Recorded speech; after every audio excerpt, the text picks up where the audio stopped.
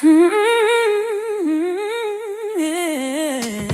hey, hey, here's the wake up call with Reverend Horace Sheffield. Rise up, wake up, let the truth be told. The wake up call.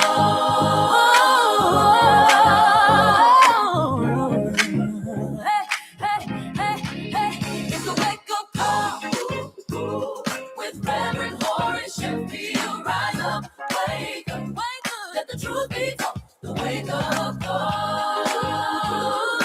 Reverend Horace Sheffield. Rise up, wake up, let the truth be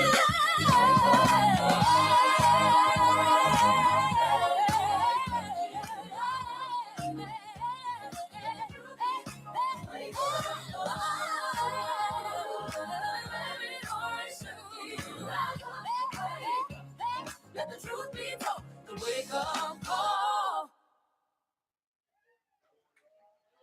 Good morning, good morning, good morning. Good.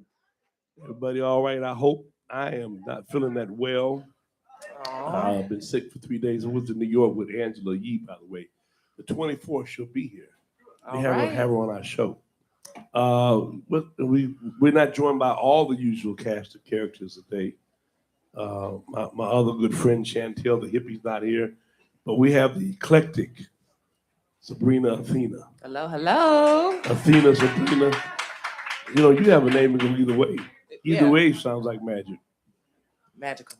I don't have to say open sesame anymore, just Sabrina Athena, Athena Sabrina. Voila. Yeah. And of course, Ed Collins, my man. Woo! Good morning, Detroit. Good morning. So today is Valentine's Day, and hopefully you all got something for your sweetie. I was just talking about and learned recently that Valentine's Day is supposed to be for men, and Sweetie's Day is for women. Where is this information you find? It's true. I mean, look it up. I don't know. Yeah, because first of all, y'all get stuff all year long. Y'all know how to get it too. Well, I mean, we keep everything wonderful. You gotta go read Lysa Strata. Are you familiar with that great work, Greek work called Lysa Strata? Are you familiar with it? So Lysa Strata were women who were how you spell that? I'll spell it for you later. Women who were outraged over their husbands and lovers being sent to foreign places by the Roman emperor to fight war. So when they got to come home after numerous stations away, they said, we're going to stop this. They stopped having sex with the men. If you cut us off, we ain't going to fight. Or you going to fight a lot more. No. And it brought the emperor to his knees. Yeah. Literally, yeah. There's power. So you women have power. I mean, I don't like the demonization of women, like something was evil about Eve, because if God told Adam not to do something and the woman made him do it anyway, she's not the weaker vessel, right? She's a stronger vessel. That's right. And the man is the weaker vessel. Well, again, all these you know you men, these women make you go out on your knees.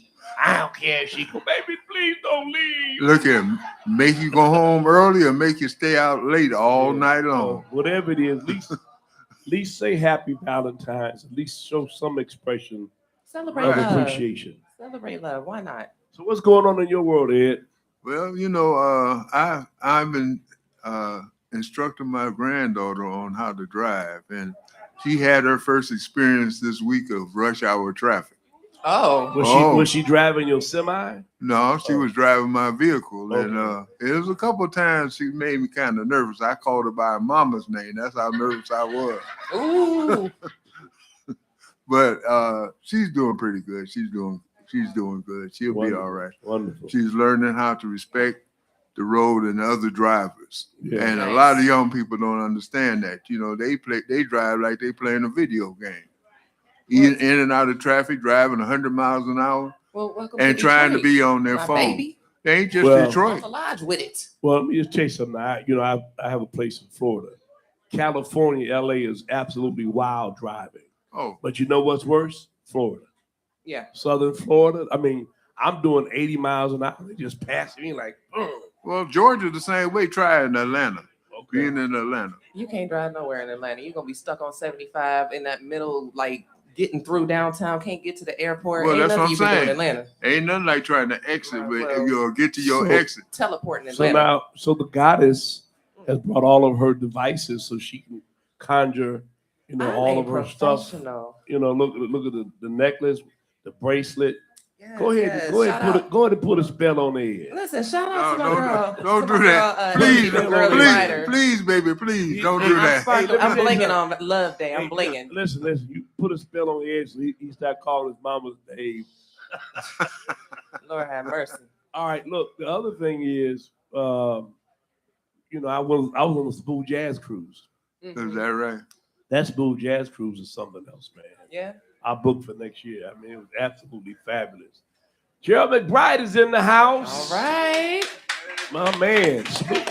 We're gonna have a battle today. Who we battling with today, man? We doing Maze and the Isley Brothers, man. There you go. All right. All right, let's That's a good introduce one. Brian Peckinpah. I've had the pleasure of meeting and working with Brian over many, many years when he was at the Water Department, and he's been appointed by Mayor Sheffield. As I've been told, I must refer to her. I can no longer say my daughter or Mary. Mayor Sheffield, as Director of the Department of Neighborhoods. Welcome to the show, Brian. Thank you, Reverend. Appreciate We can't it. hear him. Go ahead. Now you go. Okay. Good morning. Thank you, Reverend. Appreciate it. Appreciate all the collaboration last 10 years. Yeah. Yeah.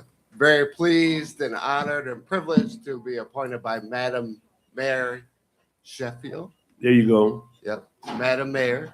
Madam Mayor. Yes. That's a beautiful Hey, sound. Before I forget, on April the 1st, we're having a Community Assistance Day at the Bridge Center.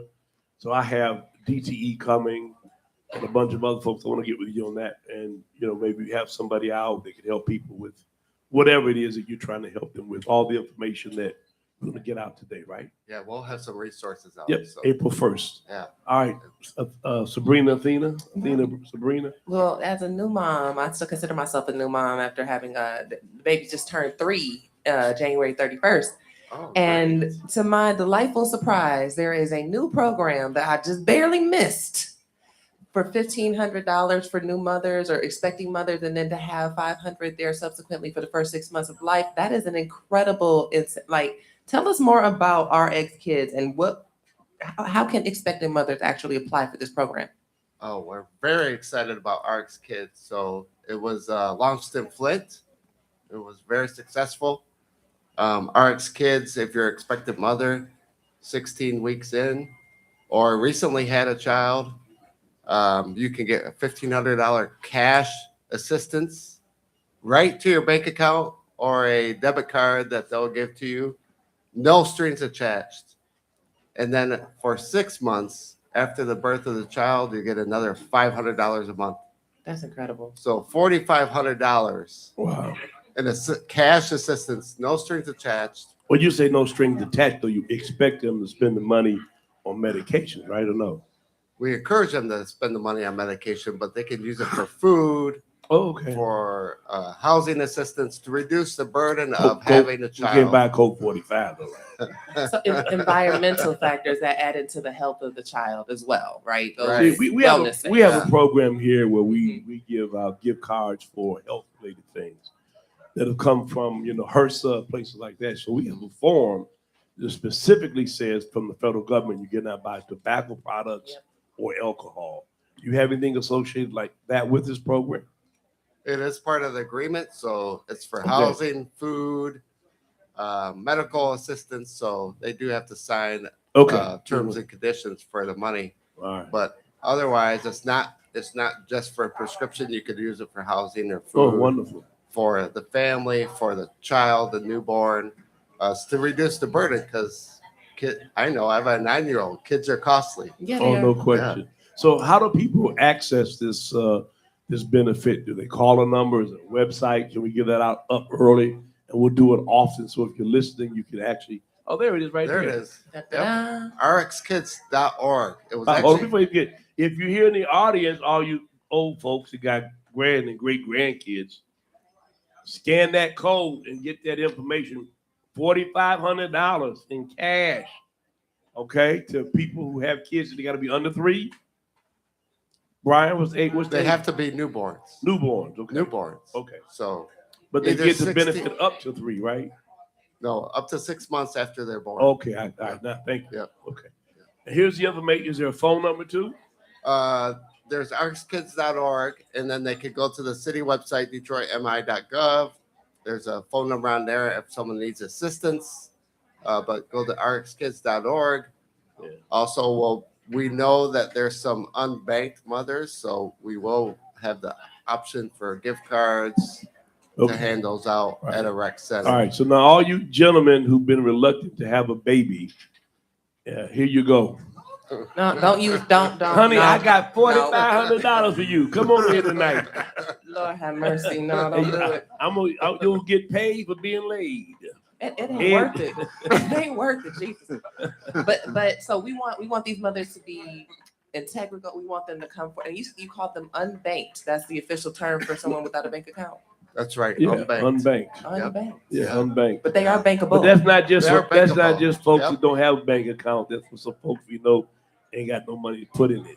And you next. And I'm looking at this program, the Senior Building Compliance Program. Being a senior myself, that's kind of, well, it is real important for us seniors because the financial strains that we're under in today's environment, whatever kind of help we can get, but what is the senior building compliance? Because I know there has been problems with seniors that are in senior buildings, but they got a whole lot of families staying with them. You know, and sometimes the parents are strong enough to tell them no, but there are a lot of cases where they don't have the strength because they're physically taking over. Well, most recently, though, we have problems with, in fact, one of my older members, Erling Norris, live right there on Jefferson. No heat. Yeah. Often no heat. Yeah, so there are a lot of factors that can come into that. So could you kind of expound on that a little bit for us? Sure will. So, Madam Mayor, in January, one of her first announcements was a senior housing compliance plan. So there's about 104 houses, senior housing facilities in the city of Detroit. 104. So, All right, don't play that today.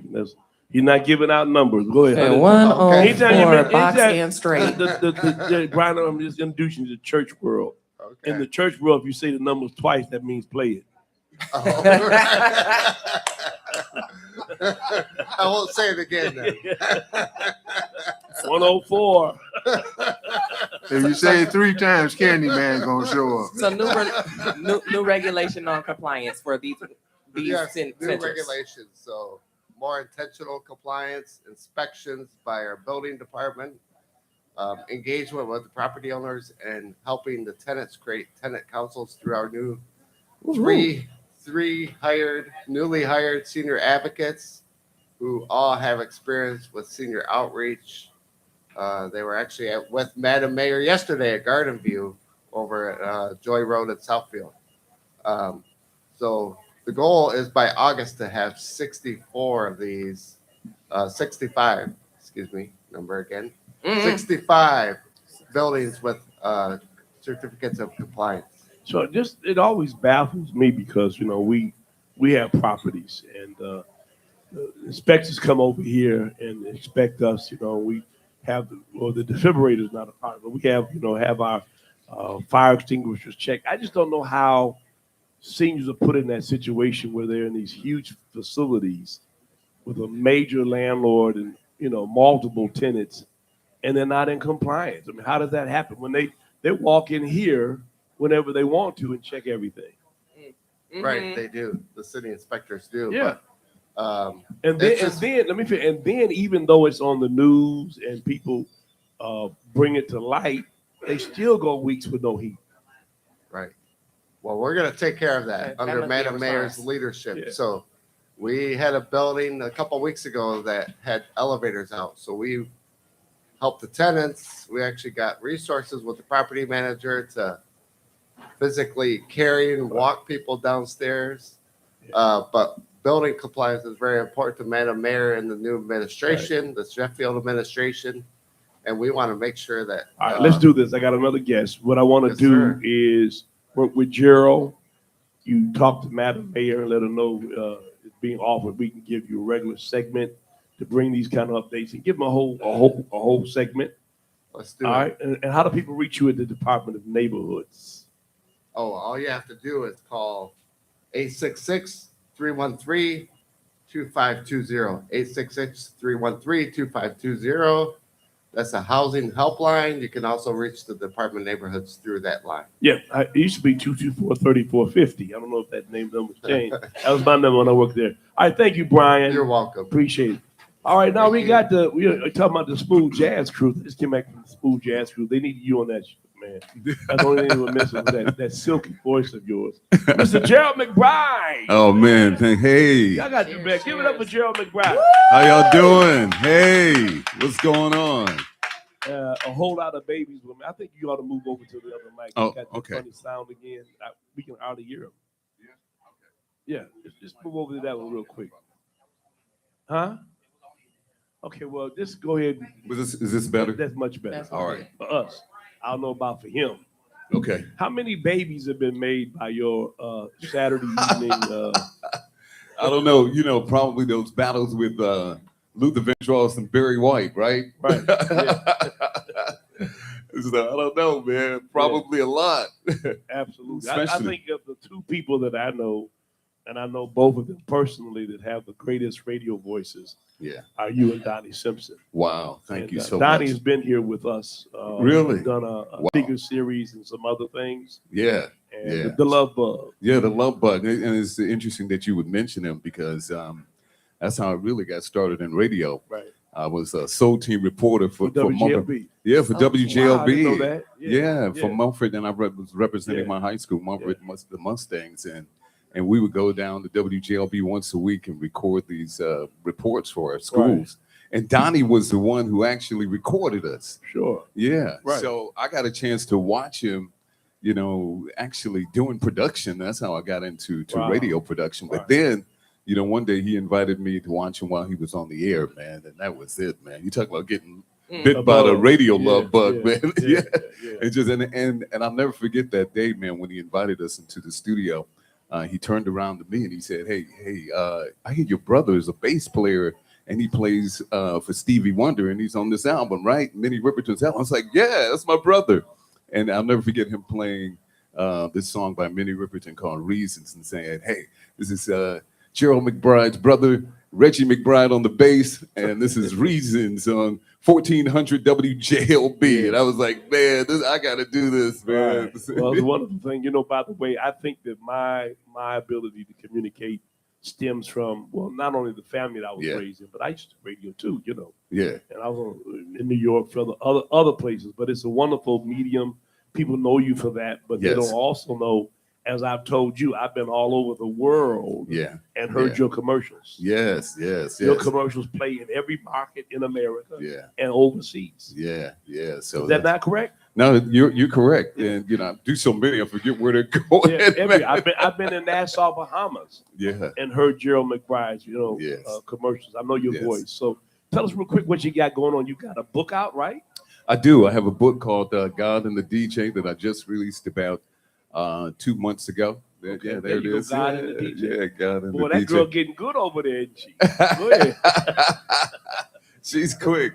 And of course, I have a movie out. I have a movie out about young black kids who learn how to play hockey in the inner city called The Rhythm, that is available on Apple TV, Amazon Prime, and Tubi. Yeah. Okay. You know, that cross says a lot.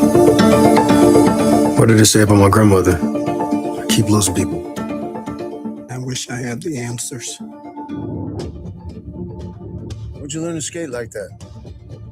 Father taught me. Good job, son. Any interest in playing with us? Me playing with a bunch of white guys. My father was murdered right in front of me. Got you in here in the first place. Got into a fight on the ice. I didn't even think black people played hockey. It's not a life sentence. Just trust God. Just have faith. Just trust God, have faith. Yeah. And you know what the subline of that is? When you see all that, you know my grandma will say, because he'll take care of it. That's right. That is Oh, so movie. true. Come on, Ed. I mean, Hey. we got all the Yeah, media yeah. things for you today. Well, I'm telling you, because I was around with the Soul Team reporter. Were you really? What Yeah. school did you go to? I went with your representative from Cass Tech, Cheryl Poole. Oh yeah. I was gonna say yeah. that's how he meant he was around. But go Yeah. ahead. Yeah. But you know, in those days, and I was talking to Sabrina, no, her photographer, about the old days at the Arcadia and the parties they used to have there, the holiday parties. And, you know, a lot of people don't realize how much history is in Detroit. Yeah. So I maybe I'm putting a bug in your ear, but you know, you got a lot of information that you can pull from for any future film endeavors. Oh, absolutely. Yeah. Absolutely. Well, he got one out right now. Yeah. Well, a good buddy of ours played hockey. Yeah. Dave Points. Yeah, I know Dave. I mean, I went to high school in Windsor. I played it too. Yeah. Did you really? My cousin up at Jack Adams, my cousin Tony's son has played, and there's something in the NFL. Yeah, well, you know, the interesting thing about that, when I started writing this movie, you know, almost 15 years ago, I really didn't know what I was writing. I didn't realize I was writing something that was based on true events. So when we started shooting the movie and I started recruiting kids, and we go over to Jack Adams, they were like, man, this is our story. We have been recruiting, they were just saying they've been recruiting kids in that neighborhood to play hockey over 4 decades. Yes. And it's just such a hidden secret. And so in the movie, when you get a chance to see the movie, we do have a scene in there where you show Joe Louis Arena as Hockey Town. And just 15 minutes from there, is Jack in Adams. the inner city, is the Jack Adams Yeah. Butso, where kids are learning how to play hockey. So it's a whole nother world of hockey that people don't know which about. has been under threat, you know, the curtailing the programs there and all of that. I don't know if you're aware of that or not. Well, I got another tidbit for you. Yeah. Hockey was invented by black people. That's right, and that's also in the movie. So the guy that you see in the lead, he is the great grandson of one of the players who played in 1925 in Nova Scotia. They say they invented hockey there in Nova Scotia. So yeah, I did include that. I guess you can tell that Ed was not only was playing around Miss Poole, but he also went to school. Give us such facts. Yeah. And during Black History Month. Right. Yeah, well, I didn't play hockey. I played hooky. Okay, So- I got you. Well, come on. I Go ahead. I You want didn't to play lean hooky. in. You didn't play hooky. You played something that sounded like that. I want to lean. Sabrina, go ahead. Lean into the aspect of Black history because, like you said, Nova Scotia, I didn't realize how much Black history is in Canada That's right. until I did an event in Toronto. And Yes. then I met a lot of the people. I can't help it. Wherever I go, I meet the people. Mhm. And the people from Nova Scotia sound like they from Alabama. That's right. That's right. You know, I saw an interesting movie a couple of weeks ago. I don't know if you had a chance to see the Book of Negroes, but they actually end up in Nova Scotia in that movie. Yeah. So And that I was was the like, wow. history I was told that Harriet Tubman, et cetera, they didn't see America. They saw go that way. that's right. And Go they that way, kept and they going. kept going, and they kept going, And they kept until they couldn't no more. God exactly bless them. to one of the coldest places in the world, too. You know. Black So folks- before we go any further, how do we access all these great things that you have here? Well, the movie is on Amazon Prime, Okay. and it's also on. And the Tubi. name of it again It is is called The Rhythm. The Rhythm. Amazon Prime. It's on Tubi. It's on Apple TV,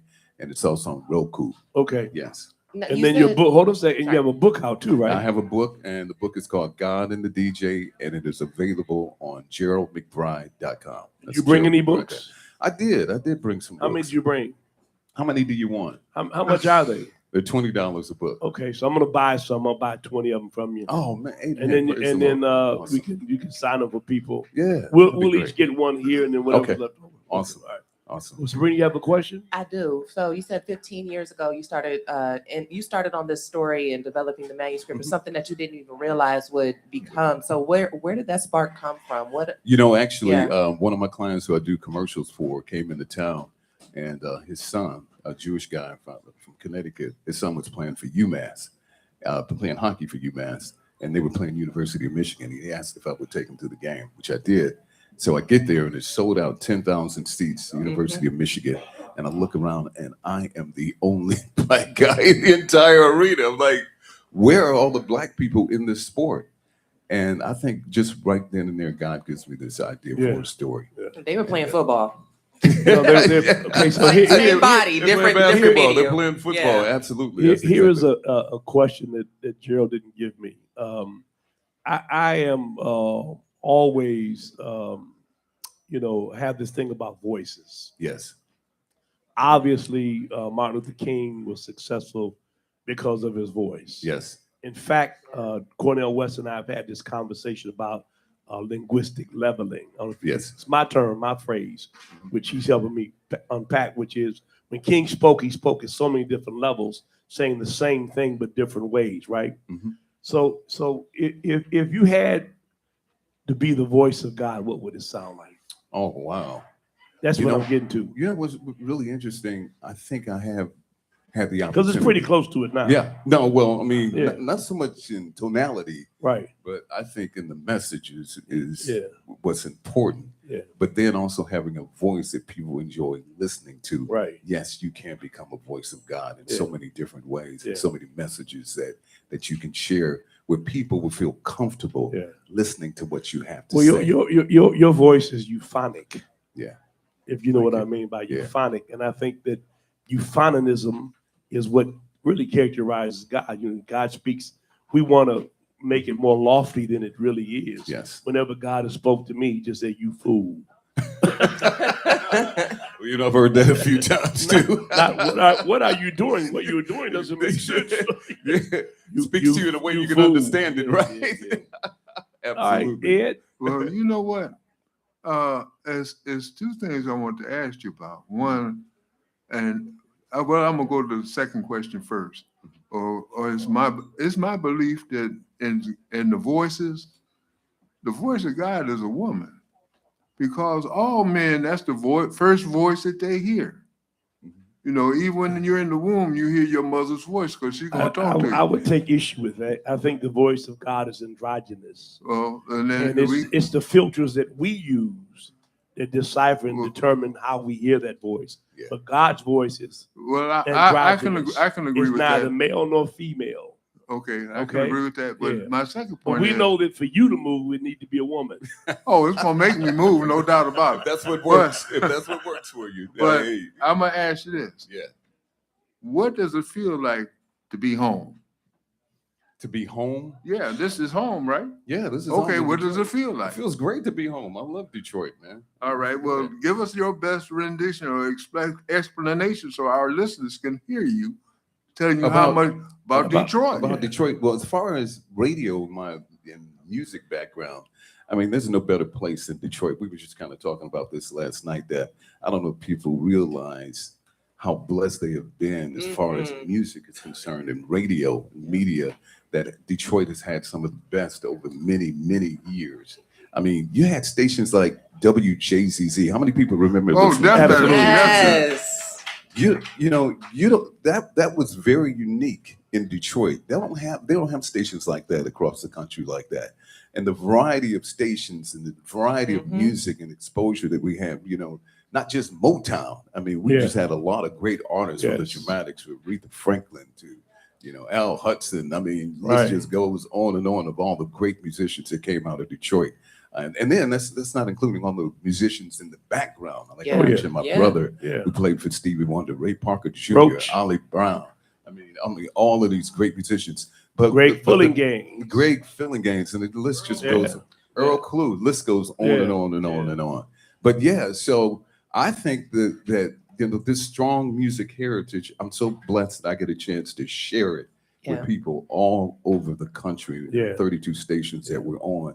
These little country cities that I'm on, like I'm playing some stuff like that we grew up listening to that is normal for us, but they've never heard some of these music. So there's some great icons. I've been around radio, TV all my life because of my family. And so Ernie D. I was actually his paper, Ernie Durham. Yeah. Ernie's Campus Ballroom. Ernie's Illinois. First 25, they just give it absolutely free. On one provision. You can't be ugly. God don't like ugly. I can't stand it. Oh, man, I remember that. Yeah. Bill Williams. Still Bill Williams. Still Let me tell Bill you a Williams. quick story about him. Yeah. I'll never forget him coming to, I grew up in Inkster, and he worked for WCHB. He was a program director there. And my mother actually babysat for his kids. But he came to my school one day, And he says one of the most important things you need to learn if you're going to be in radio is how to read. Right. And read and not sound like you're reading. Yeah. It's like, man, Right, that right, just right. stuck with me. Yeah. And he took a script and he put it upside down and read it upside down. I mean, how great this guy could read. Oh, Bill Williams is That's awesome, incredible. man. Yeah. And these are my three. This is my mighty triumvirate. Yeah. Ernie D, Bill Williams, and by Ernie D was smooth. You know, had that nice Yeah, he golden was. process. Yes. And then LeBaron Taylor. LeBaron Taylor. I Yeah, remember those are him. my three. Went on to become vice president CBS. Absolutely. But if you want to get your stuff, go to Amazon. We're going to have you back and spend more time. We're going to buy those books from you right now. Great. I Make sure appreciate my it. Thank you staff so gets much. one. The rest can go to the audience. Thank you so We'll much. be right back after this. Hey, hey, hey, here's the wake up call with Reverend Horace Sheffield. Rise up, wake up, let the truth be told. The wake up call.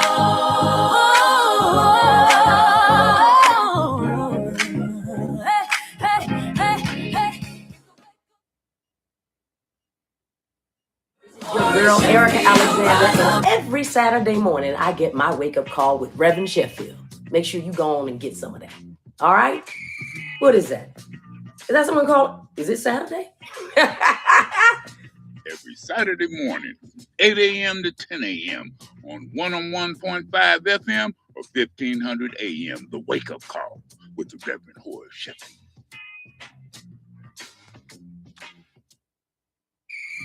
Hey, what's up, y'all? It's your man Mike Epps, and I get my Saturday morning wake-up call from Reverend Sheffield. Make sure you get yours. I'm Hester Wheeler, and I get my Saturday morning wake-up call from Reverend Horace Sheffield. Every Saturday morning, 8 a.m. to 10 a.m. on 101.5 FM or 1500 a.m. The Wake Up Call with the Reverend Horace Sheffield. This is Super Bowl champion Lomas Brown, and I get my Saturday morning wake-up call from Reverend Horace Sheffield, my man. This is Grover Kings, and I get my wake-up call from Reverend Horace Sheffield every Saturday morning, 8 a.m. to 10 a.m. on 101.5 FM or 1500 a.m. The Wake Up Call with the Reverend Horace Sheffield.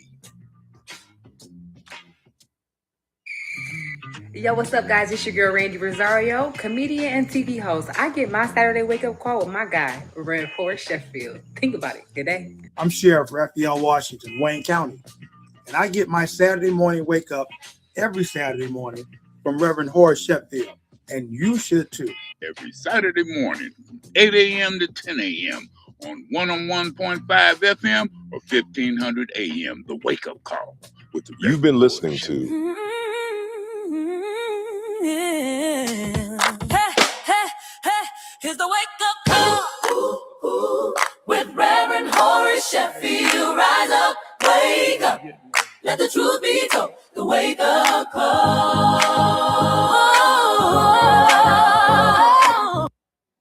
All right, we're back and live and live because y'all make some noise in the studio.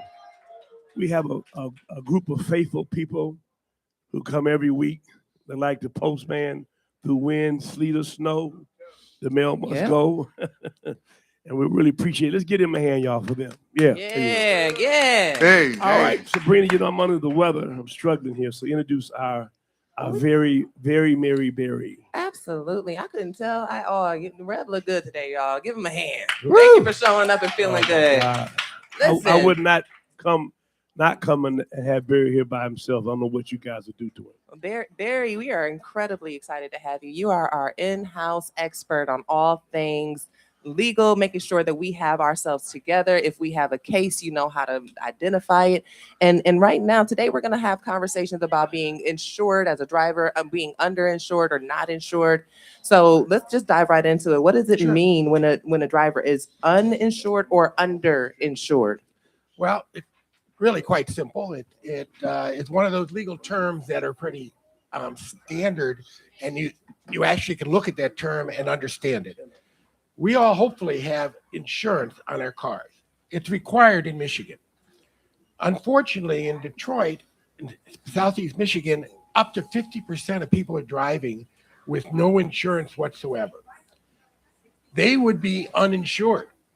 If you're driving your car and someone else is at fault, hits your car, causes you injury, and they didn't have any insurance, you have no claim against that individual, because if they couldn't afford the insurance, they probably couldn't afford to pay you if you brought a claim. Right. So what you do is go to your own insurance company and you buy liability coverage to protect you from somebody else suing you. Whether the minimum in Michigan is $250,000, though there are ways to get it less. A lot of people have more insurance than that.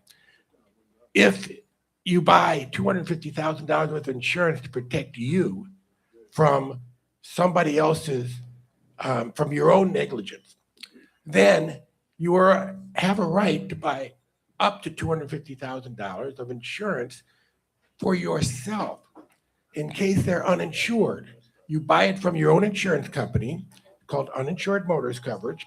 And if someone else causes you an injury and they didn't have insurance, your own insurance company would step in and stand in the shoes of the negligent driver and pay you what you're entitled to. Underinsurance is very similar. Yeah. Let's say they had a $50,000 insurance policy because they were older, they had Medicare, they caused you serious injuries. Your injuries are worth significantly more than $50,000. If you had underinsurance coverage, then, and that was up to $250,000, you'd have another $200,000 in coverage from your own insurance company for your own injuries. These are insurance coverages that protect you in case you're hurt by a negligent driver.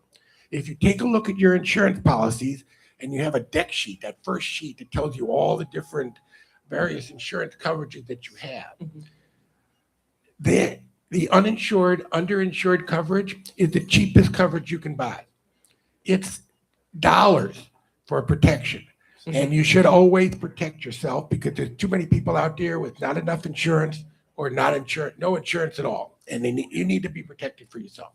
So there's a way to double cover it, even if we know the world is what the world is, and there's a lot of people under or not insured, but your company, your insurance company, should offer you an opportunity to be able to cover those circumstances. Absolutely. I mean, it's not double coverage, but it's because it's coverage when somebody else doesn't have any. And understand that your insurance company won't want to sell it to you because it's cheap. And unless you ask for it, a lot of times you won't even know it exists.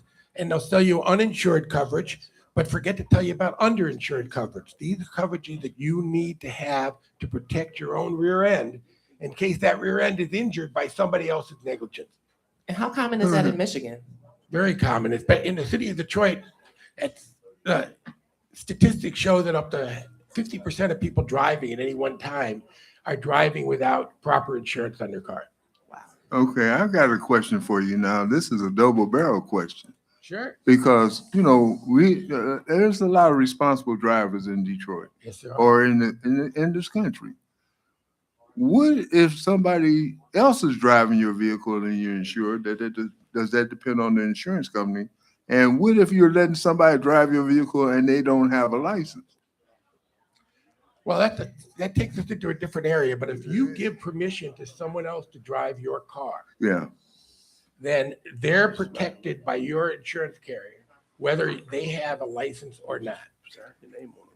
So you are protected if somebody else is using your car. You shouldn't give somebody your car if they're not licensed, but a lot of times you don't know that they're not licensed. We got a bunch of people that don't have no license and don't have no insurance. You shouldn't give your car to anybody that don't have a car. Well, there we go. There you go. That is There's a reason they don't have a car. Right. But you are protected if you give permission to So someone we're else talking to use about the car. PIP now, right? Yeah. Are we talking about PIP necessarily or not? No, we're talking about liability Okay, coverage so as well. I know that under the previous mayor, trying to make insurance more affordable, they came up with this notion that you could sign away PIP. I tell everybody I know, do not do that, because that limit could be gone in one day. Can you expound on that, please? Yeah, absolutely. It used to be, prior to the mayor getting involved in getting the Governor Whitmer to sign a the new no-fault bill, that PIP coverage, the coverage to protect you in case you need wage loss coverage, medical bills covered, a nurse to come in and take care of you in your house. These are coverages that used to be unlimited. Yeah. That Yeah. if you're catastrophically hurt, there's millions of dollars worth of coverage you need to take care of Right. yourself for the rest Right. of your life. Sure. The new bill allows you to choose coverages that are $250,000. If you had Medicare or Medicaid, you could choose $50,000 worth of PIP. It's not enough. If you suffer more than a hangnail, that Right. $50,000 That's gone. gone before you even Evaporated. file for it. And we have a great system with personal injury protection, where all kinds of things are covered, and for life, lost wages, everything else, right? Absolutely. And they charge you, there's a certain amount they charge you per vehicle, I think, right? There's a certain amount per vehicle. Per vehicle. So if you have multiple vehicles, does it only apply to the one vehicle that you're driving, or does it apply to the driver? No, it applies to every vehicle that you own if you bought coverage on each vehicle, no matter who's driving. So I have to have PIP on all of my vehicles. You have to have Okay. PIP coverage on each vehicle, Yeah. but then it It's wouldn't one- matter which one you're driving. Right. Okay. What should someone do if they're injured by an uninsured or underinsured driver? Well, hopefully you bought that coverage. If you bought that coverage, then you're going to contact whenever you're in an accident, you don't know that they have insurance coverage or not. The first thing you're going to do is call your insurance company and let them know that you're hurt. You're going to keep notes. You're going to take pictures. You're going to go to a hospital or a doctor if you need care right away. Hopefully within a day or two, you're going to realize that you're hurt. Yeah. You're going to pick up the phone and you're going to call Barry Goodman at Goodman Acker at 1-800-TRUSTED, or go to goodmanacker.com and connect with us through the internet. And we'll be there for you, and we'll take it over and we'll move forward. But if they have coverage, Yeah. then they're protected Okay. up to the coverage that they have. If you bought $250,000 worth of underinsurance coverage or uninsured coverage, and you got $1 million worth of an injury, you're still stuck at $250,000. So let's say that I unfortunately become injured in a motor situation, and there's all this is happening, and I call 1-800-TRUSTED, or I visit goodmanacker.com. Don't get busted. Call 1-800-TRUSTED. And so after that, someone picks up the phone, and what does that process look like now? What happens after I call? Well, if you're calling Goodman Acker and you're hurt in an accident, we're going to get all the information from you as to what happened. Did you report it to the police? Did you report it to your insurance company? We would take over that reporting to your carrier, and so that you have somebody that knows how to deal with an insurance company, because you don't. Right. And they're going to ask you questions that could hurt you later on, because they're interested in paying out as little as possible or nothing at all if they could get away with it. Can we repeat that for the people in the back? so we hear it again, because like you said, do not speak directly to the insurance people until you speak to So Goodman Acker. can I give you a really good example of that? Sure. I'm on a jazz cruise, and then I left to New York to do Angela Yee, and my daughter came to my house, and there was water everywhere in my kitchen nook, my dining room, and my kitchen. And so I called Rick Doge, who does my roofs and everything here. I said, Rick, can you go over and see what's going on? So he went over and said, Rev, you got a real water problem. There's a kind of ice jam, something look like it's damaged your roof. And I said, well, let me call the insurance company. He said, no. Let me call one of my friends who's a mitigator, who will come in, number one, open up everything because you don't want mold. And they will deal with the insurance company about what really needs to be done. Because insurance companies, they want all the money when it comes to premiums. They want to give you the least amount of money when it comes to claim. Absolutely. Is that true? Yeah. Insurance company is the company. They have shareholders. Their job is to make as much money for their shareholders that they possibly can. The only way to do that is not to pay out claims when they're made. Business, big business. Yeah, it's a profitable. I've learned a lot about insurance companies. A good friend of mine works for Chubb out of New York. Have you heard of them? Yeah, sure. So these insurance companies actually buy what they call reinsurance, which they actually make claims for the money that for their claims. Is that right? That is true. Yeah. So they basically everything you give them goes to them, and then they go get somebody to pay for the claims. Right. Yeah. Which is why insurance is so damn high. So, Very high. So outside of talking too much because we love to talk and tell, and we don't tell our lawyers. But what are some of the other big mistakes that people make when it comes down to coverage? Well, again, one of the topic sort of today is the uninsured, underinsured. That's one of the biggest mistakes that people can make because your insurance company doesn't try to sell it to you because it's an expensive portion of your policy. They'd rather make sure your car gets covered. Your collision coverage and your comprehensive coverage in case your car gets stolen is probably the most expensive part of your policy. Then there comes the PIP coverage. And understand that this new law that happened, I think it was in the Free Press just last week, that the average saving for someone who bought less coverage in Michigan, in Detroit especially, is $347 a year. Now, most people were paying $4,000, $5,000 a year for a car insurance in Detroit. If they're saving $347, they're still not going to be able to afford the coverage, and they're still going to be uninsured. And that's why you need to protect yourself with that uninsured coverage. So you're saying it's a matter of $350? That could be a Starbucks budget for somebody over 3 months. Well, your uninsured, underinsured is probably somewhere around $25, $30. It's very inexpensive. That's the Michigan. Is that still the Michigan Uninsured Motorist Fund? Is that still around, or is that now what we call PIP? The catastrophic fund is no longer around. Okay, all right. I know they had billions of dollars that were up for a long time, and they were some of those folks were trying to get their hands on the money. Well, the insurance company would like to take all that money now that they've done away with it, Yes. even though it's your money that's paid into a fund in order to pay people who are catastrophically injured. That went away, even though the money's still there because they're still paying out. Where are we with that? I mean, I know that there were proposals to refund that to the motorists who paid it. So is that just in limbo, Barry, or is the money just sitting there? The money's still sitting there in the account because the insurance company, they're still saying that they have to pay out claims that are maybe 5 years, 10 years, 15, 20 years from. So when I'm dead, my estate can get it, maybe. Well, I don't know if the state will get it. The insurance company is So I still said going to try to get it. my estate. Oh, your estate will get it. That's true. Yes. Yes, ma'am. You have a If question? you're lucky. And by the way, before we even start this, all the ladies out there, happy Valentine's Happy Day. Valentine's. Barry the lover. Thank you. Reminds me of another Barry White. Go ahead. There you go. Good morning. My name is Latoria Williams, and I know the topic is about uninsured and underinsured. And so you know how they had those little commercials on the internet and they say, well, you guys are getting scammed in Michigan. You're paying too much insurance. You should be paying $39 and $49. I'm like, but that's the scam. So I'm just wondering, have you ever had any clients that have come to you in regards to those type of insurance companies and had claims to file against them? Well, there's a lot of insurance companies that they don't have the money to pay out claims. And so they're charging you cheap, but they're not paying out claims. And one of those here in Michigan is the Cure, that everybody is, all our athletes are touting this company. And there's more complaints against Cure to the insurance company, insurance commissioner in Michigan than there are almost of all the other insurance companies put together. I mean, Cure is they don't pay.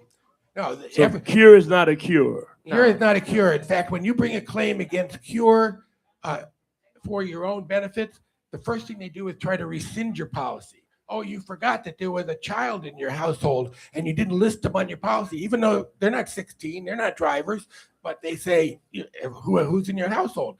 There's one case that there was an infant, and they said your infant wasn't listed on the policy, and so you don't have insurance. Wow. The court threw that out, that argument out, but it's just crazy. So what they're let me doing. say the reason that we have you here is so that you can get accurate information and be protected in situations like these. You need to make certain that you have an attorney. I recommend, even as I did with my mitigation, that you find somebody who is working for you, Exactly. who has your interest at heart first before you even talk with them. Because when I called the insurance company, they started asking me all kinds of questions. I don't know. I wasn't there. I don't know. I mean, I'm not going to tell you anything because they record everything you're saying, and they'll try to find the least little thing later on to find some reason not to particularly honor your whole claim. Like with mine, I had a new roof put on 3 years ago, vinyl mastic and all kind of. I mean, I spent $20,000 on this roof, and there was an ice jam that actually damaged my roof. I mean, Yeah. it damaged. I need a new roof. And Ooh. so the guy was trying to tell me about, it is not cost. Anyway, but at the end of the day, my mitigator said, no, sir, this roof is damaged because of this.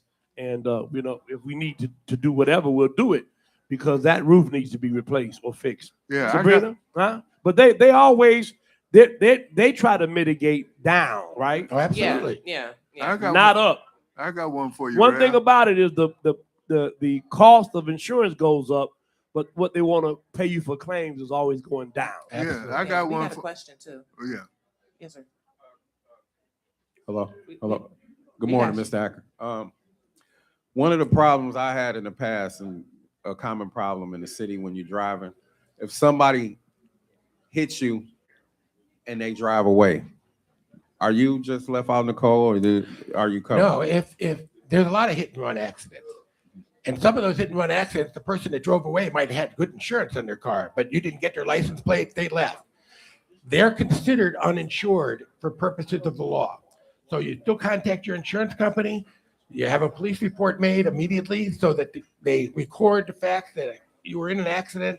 They check out the damage to your car. They do the report. You get the report to your insurance company, and your insurance company will call that an uninsured accident. If you have uninsured coverage, you're going to get paid for it, despite the fact that they ran and left. Oh, okay. Thank you.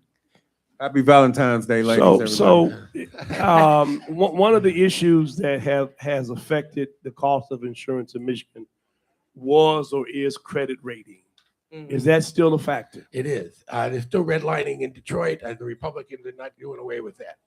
And so that allows insurance companies, based on people's income and where they live, to charge you more than somebody 10 miles away in a different community. It's ridiculous. So I lived and still have a home in Palmer Woods, and it's 48203, which is the same zip code as Highland Park. Nothing like Highland Park. But yet my insurance for my home and my vehicles was rated based on Highland Park. And of course, no matter what we did, we actually argued for a separate zip code. Nothing would change. Now I have a house a few blocks away in University District, 48221, which is different. Yeah. But 48203 is Palmer Woods and Highland Park. Well, the good thing about Highland Park is they have a wonderful woman by the name of Mama Shu, who's running for mayor of I know Highland Mama Park. Shu. And Mama Shu is going to hopefully win that election and become the mayor of Highland Park, Right. and will turn that city I around. know Mama Shu very well. Joshua Lemire, a good friend of ours, is I've sat in her front yard with her libations being poured. Yeah. Althea? So my next question is, we're talking about the layman, someone who's never ever dealt with a lawyer, and I unfortunately have. So the first thing that comes to my mind, if I didn't have enough for the insurance, how am I going to have enough for the lawyer? How does the compensation program work, and how approachable is it for just the normal person who might have been underinsured? Well, you watch TV or you look at billboards, you see all these lawyers that say no fee unless we collect.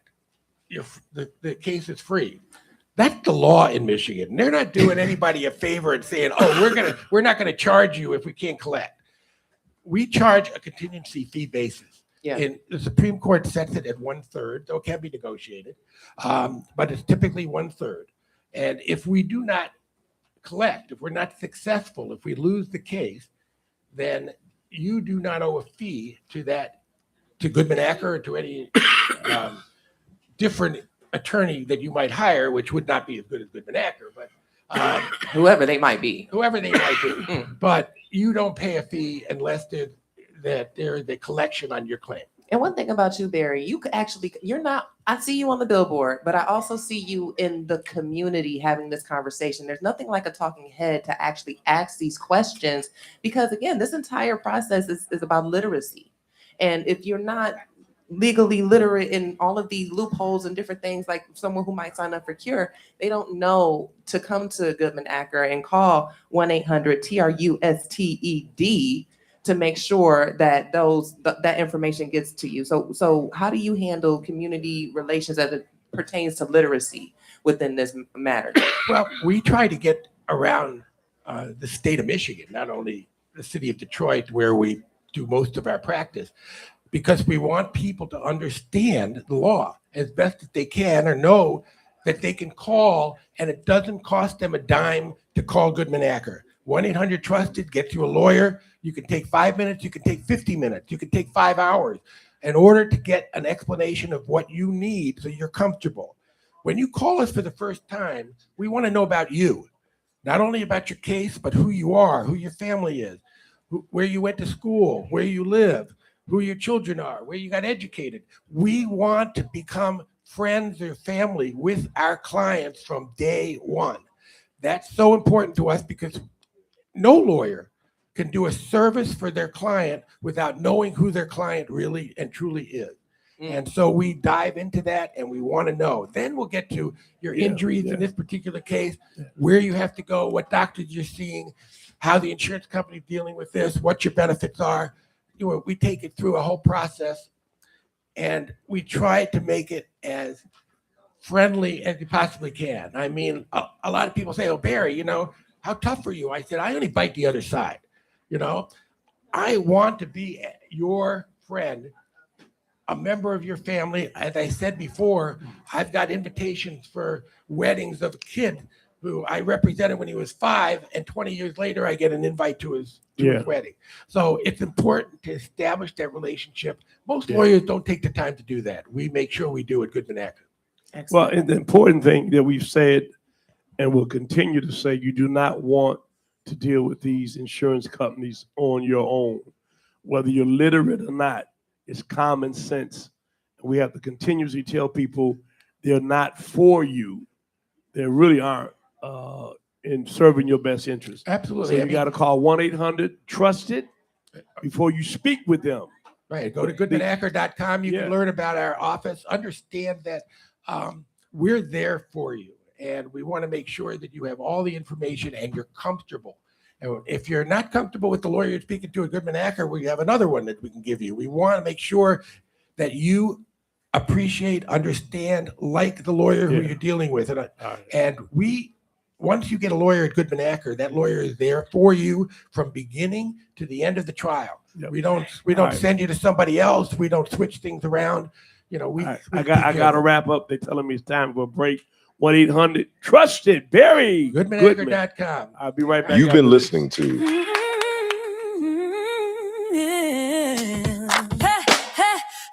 Here's the wake up call with Reverend Horace Sheffield. Rise up, wake up, let the truth be told. The wake up call.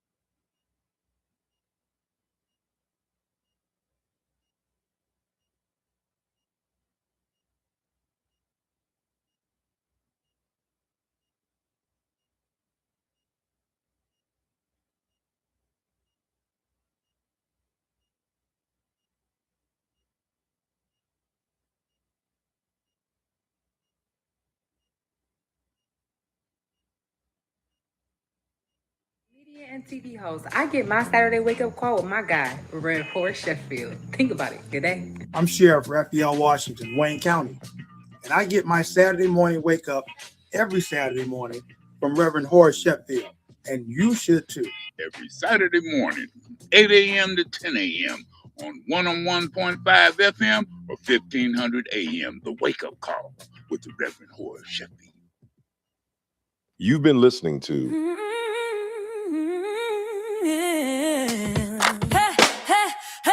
here's the wake up call with Reverend Horace Sheffield. Rise up, wake up, let the truth be told. The wake up call.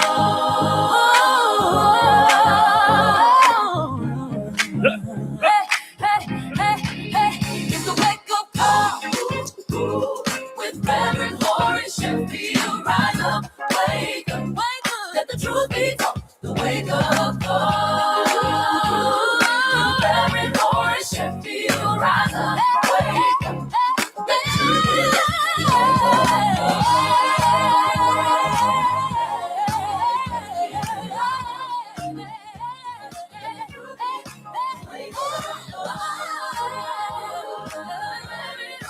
All right, we're back in live and living color. Y'all make some noise up in here.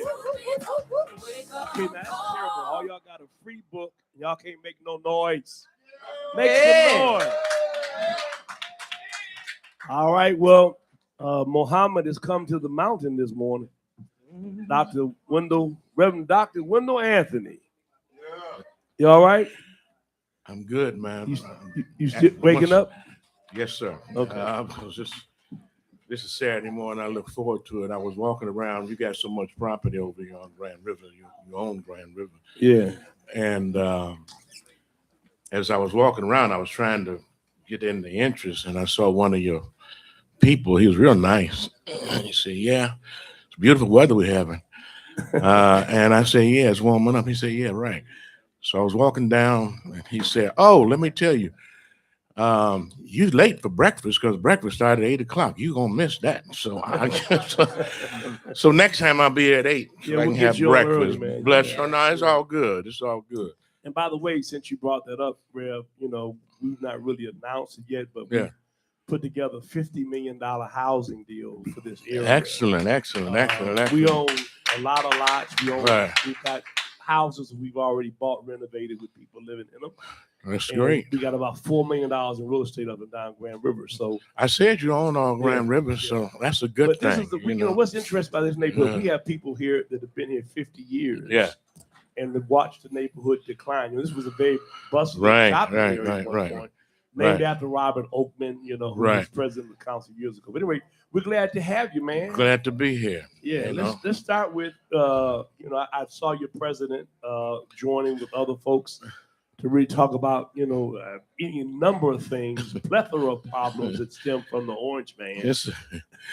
You say which president you talking about? I'm talking about the nut in the White House. Okay, well, don't give him me. Okay. Give him the people that voted for him. Yeah, there you go. And I was not one of them. And we told you so. Right. We told you that this was going to be the day and this was going to be the situation. But I don't think, Horace, any of us thought it was going to be as bad as it is, as quick as it has been. This guy is trying to take us back 250 years. Y'all know this is the 250th year to celebrate so-called American independence and democracy. And he is trying to take us back 250 years, ending voting rights, ending our history to make it history, to close down health care, to eliminate the possibilities of HBCUs being able to continue with a lot of their funding, the fact that we find ourselves under the auspices of somebody who's directing the Department of Health, who has already said that he has a worm that's eating part of his brain and that he used to snort cocaine off a toilet seat. That's who runs our health department right now. And the fact that we are picking up people like Grand River in Minnesota and Chicago and LA and Washington and Memphis and New Orleans. And stay tuned, y'all. If we ain't careful, Detroit will be next. So don't think because it ain't hit here like that yet that it will not. So that's why it's important that we remain on duty and remain on guard, and that we wake up to what's going on in our community, because this man and his minions are very, very serious. And so, we saw the young man is running for governor. Yes. Basically co-sign the notion about bringing troops and this whole issue of the new Gordie Howe Bridge. So, Right. What's the pulse, do you think, in Michigan in terms of the Republican Party? By the way, we're joined by Curtis Hertel, who's chair of the Democratic Party. And, you sit close to him so we can persuade him and push him a little bit more. But go ahead. As I read it, Horace, and as I feel it and talk to people, it is one of great concern. It is one of which way we're going to go. And are we going to wait until the guillotine falls on our neck? Are we going to pull it back? Are we going to prepare and not only defend ourselves, but offend those who would be against ourselves? By that, I mean, of course, follow the law, but we have to use every avenue that is at our disposal in terms of the court system. And thank God for the court system, because that's been one of the last bastions of resistance, the system, the judiciary system. And I've been pleased in many cases, not pleased in others, but for the most part, they have pushed back against the attack that is coming from this administration. And by the way, most recently, right. judges that he appointed. That's my point, which goes to show, Horace, it does not matter. You cannot determine once a person takes his or her seat really what they're going to do. You can have an idea. Look at all the people that lied to get in the positions that they're in. Christy Nome, Kennedy, Hetzef. All of these people lied before the Senate Select Committee and appointments and judiciary and executive and health and all those things. They lied to get those positions. And now when you see Pam Bondi, who brings bombs to the most disrespectful appearance of any attorney general in history. And she was applying and reapplying for her job for one guy, and that was Donald Trump. She don't give a darn. Can I say damn on Graham? You say damn. Okay. She don't give a damn about the people. Just don't put God in front of Okay, no, I'm not going to do that. God does not like damn, and nor does he want folk to go to damnation. But when you do what she does, it's quite clear as to where you're headed. And so, Horace, we have a challenge in front of us. Which way we will go, what we're going to do, how we're going to get engaged.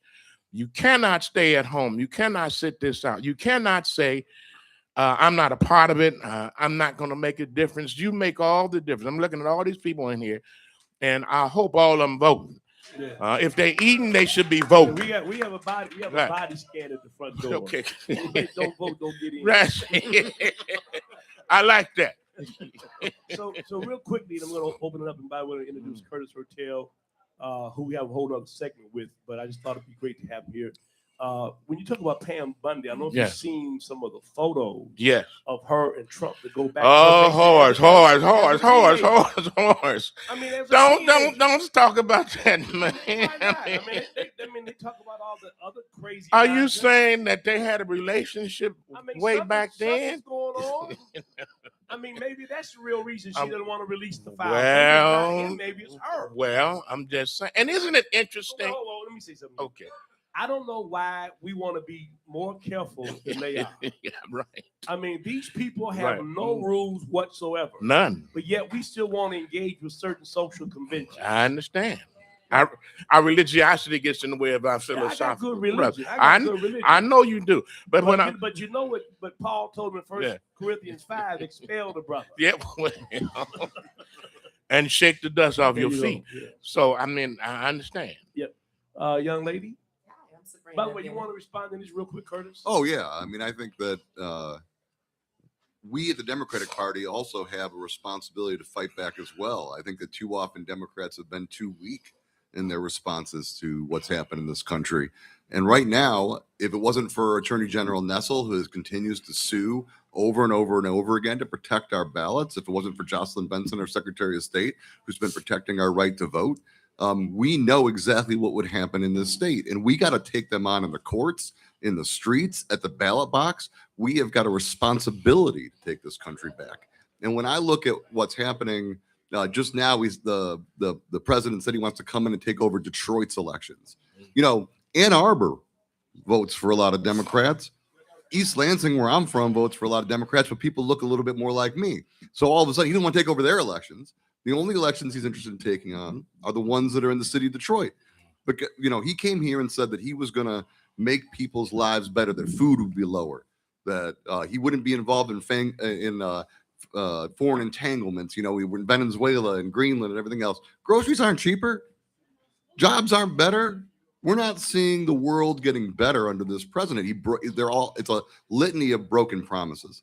And so we got to stand up and fight back. Yeah. It's my mother made me learn the term in the 4th grade. When there was some crisis going on in Roosevelt, the black principal replaced the white principal. And I've told this story about what my dad told me. The only time you experience friction is if you're moving. But my mother said that these people were rapacious.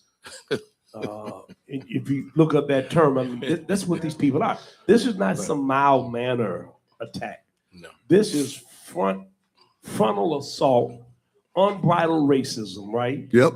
And some of these folks have actually said this is the only way we're going to maintain white people in control is if we get rid of all the brown folks, right? Or keep the other ones from voting.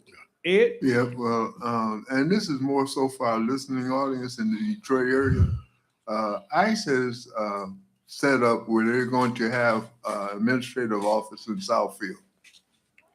So that's just the beginning. So I'm just saying, you got to pay attention to what's going on around because you think it's happening to somebody over there when it's really happening right here. And that's how they start. You know, you only see one roach, and if you don't take care of that one, pretty soon you got a bunch. You say roaches? Well, that's just an example. But I'm Making just sure saying, I heard that's how it correctly. happens. That's how it happens. It's a sneak attack. You know, we try to get in whatever we're going to get into a little bit at a time. Each time we take another step further. Well, let me actually hop in here because it's not coming, it's here. It's already here. Yeah. I have a brief story. My sister answered a knock, and it was someone from Social Security and inspector, some level of government, and he said he was a federal agent. He had a young man with him with some Air Force Ones on. Now, personally, we found this to be not only comical but intrusive. But what you're saying, Dr. Anthony, is that it's here already. Yeah. How can vulnerable populations protect themselves, and what are we supposed to be doing right now to make sure that we're not swept away in the nonsense? I think that Minnesota has given the nation a great example. This right here, this cell phone, is most critical to defending and to articulating and to visualizing what is going on. Had it not been for the people that took the visuals, the cell phones, the photographs, the videos of what happened to Mr. Preddy and to Ms. Good, we would not know what really happened. And I often wonder, what about all the other situations that have occurred that we don't know, that we have not seen? And I'm sure there's many more of them than the ones that we have seen. So I think that in Minnesota, and I've talked to people there, there's been a total community effort. What the pushback that ICE got and that Trump got came from the people. It came from the people who got in the streets, who protested at sub-zero weather, who would not quit. It came from Keith Ellison, who filed 50 lawsuits, 50 against the Trump administration. It came from Mayor Fry, who stood up and said, hell no, this won't go. Y'all need to get out of Minneapolis. It came from Governor Walsh. It came from that total effort. So I think when it comes to ICE, and you're correct, they are already here. I have a story too. One of my associate ministers who's blessed. She happens to have a little boat, and God bless her. She's letting me go on there from time to time. But she was on the Detroit River with some folk, and a boat pulled up next to her and told her to stop, and because we're coming aboard. It was ICE. And ICE came aboard. They asked her, where you going, who you are, and the people that were on the board with her. It kind of took her back, and I'm sure it would take anybody back. And this happened in the summer of last year. And so they are here. I'm saying, and they did that, and then they went on. They made gave no reasons why. They just did that. I think that's one of the reasons why Dr. Vitti has indicated that the school system in Detroit is off limits to the degree and inform parents and the administrators and the teachers that these things cannot go. I think that's one of the things that the faith-based community has to stand up against, that our houses are sacred and that we will not allow you to come in. It's going to, at some point, we all going to have to get there. We all going to have to get out in the street. We also going to have to meet this evil, this devil, with a fierce force and resistance, because it's coming here.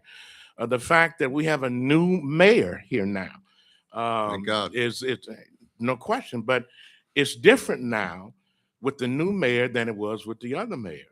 That's right. And I think we need to recognize that. Detroit, as you pointed out, Mr. Hertel, Detroit has been accused, Wayne County was accused of having fraud in its voters election during Trump's era. And we know that's a lie. It was investigated at the state level. It was investigated at the national level. And 63 cases have been thrown out because of the lies that he's been telling. But he's setting up for an attack on the 2026 midterms. Yeah, I think that's what we can expect. That's why he's putting ICE in all these communities. That's why he wants to build detention centers, which are internment camps. So let's be clear about that. They're internment camps, the same kind of camps that the Japanese were in, the same kind of camps that our Jewish brothers and sisters were in. We can call them detention centers, but the bottom line is when you're talking about 10,000 people in a particular detention center, he's not only talking about other places, he's talking about Highland Park, he's talking about Romulus, and our governor and the elected officials got to stand up against that like they've done in other states and say, no, we don't want this. And if they got to pass certain ordinances where you're violating codes, you're violating residential areas, it can only be so high, you can only have so many, it's a health hazard. They need to inject and impart all those things to make sure, Horace, we don't find ourselves in I think one of the fundamental problems we have, I know Curtis is chopping at the bit to get in on this one. One of the fundamental problems that we have from a person who has been elected president doesn't understand states' rights, doesn't understand that you just can't do whatever you want to do. By the way, Eric Means built that beautiful warehouse off the Lodge Freeway. You know that, right? It's just sitting there. My understanding is they tried to get the city of Highland Park to let them use that. Right. But go ahead, Curtis. I mean, this is such a critical issue. I mean, the whole notion of people being rounded up and the potential impact on the election. Yes. Because, by the way, if that doesn't work, then we have another January 6th scenario. But go ahead. No, it's incredibly important. You know, I am proud of the long-term partnership between the Michigan Democratic Party and the NAACP. In fact, in my office, I have the original plaque of that deep relationship that we have had over the years. And it means a lot to me because that's the kind of one-team partnership that we have to have moving forward in what we're seeing in this country right now. As you said, everyone needs to stand up in the way that they can, whether it's the Attorney General suing to block these things from happening, whether it's the Secretary of State protecting our elections, whether it's the Democratic Party making sure that we're not showing up just in September asking for people's votes. We have an office now in Detroit, a permanent office working with people in the community now to build trust and relationships. And that's what has to happen moving forward. And we're one of the only 4 state parties in the country that has a full-time voter protection program. And we don't care if you're a Republican or an independent or Democrat. We want to protect your rights to vote. Now, I want people to vote Democratic, of course, but we want to make sure that everybody, because that is the sacred bond that we have that actually makes sure that we as a country follow. This president has violated our Constitution. He has violated the law. He has violated court orders. Right. At this point, he has no respect for the law. No respect for the law at all. I mean, and so at some point we got to realize that there is no partnering with this person. So to me, that's the important part of all of this. And Well, I'm I'm a Christian, so sometimes I engage in extra biblical precepts. And when it comes to the Republican Party and MAGA, my precept is do unto them worse than what they did unto you. Yes. Aaron, can you come over here? We're going to pray for you, Horace. Good morning, everyone. Good Glad morning. to have y'all in the house. Today, I just want to talk about some good Hold the trouble. microphone. I just want to talk about some good trouble. Love some good trouble, That's yes. John Lewis. And we ain't seen no good trouble. We ain't had no good trouble. I'm wondering what happened to the days when the UAW and the NAACP, by now they'll have a whole march down the river. And we should even get with Canada and let them have a day when they do their side and we do our side, and it's just a plain old sick of Trump march. Love it. Yeah, well, here's what I Lead believe. organizer right there. Here's what I do. Here's what I do, Wendell and Curtis. Yeah. When I have a church meeting, somebody stand up with that kind of passion. Absolutely organize. Yeah. Come on. Do it. Please tell me how. Come on. That's a good question. Okay, this week at the police We can't hear it. This week at the police commissioners meeting, Commander, Police Chief Todd Bettison mentioned the fact that there were a couple of police officers that didn't follow protocol. And so therefore he wants them terminated, definitely no pay.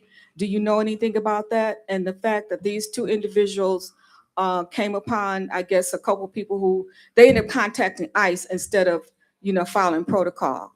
And those individuals have been taken away. So Okay, you aware so of anything about that? Let's talk about this in general. Yeah. And the general concept is that our city, the mayor and the chief of police have said that they're not going to allow ICE to operate in the city of Detroit. Right. And they instructed the police officers that they're not to do that. Right. So this is the general policy. I guess you have to send the message, right? Absolutely. And I trust Chief Bettison. I was a big supporter of his. I trust our new mayor. I was a big supporter of her, still am. And they've indicated that. You might recall during the campaign, and that question came up about ICE and how the 2 candidates responded. The candidate who's the mayor now responded in the way to make it very clear that ICE is not needed, not wanted, and that there would be some repercussions for that. We're in a situation now where ICE is now meeting the road, and we're going to have to deal with that now. The mayor does have to follow the law. There are laws. The chief of police does have to follow the law. There are laws, but there are limits there. That means that they don't necessarily have to open up the doors of the church, so to speak.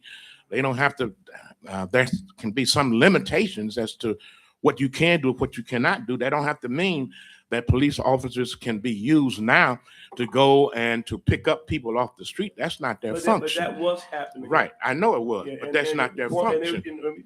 we have to be perfect, and I like that too. Yeah.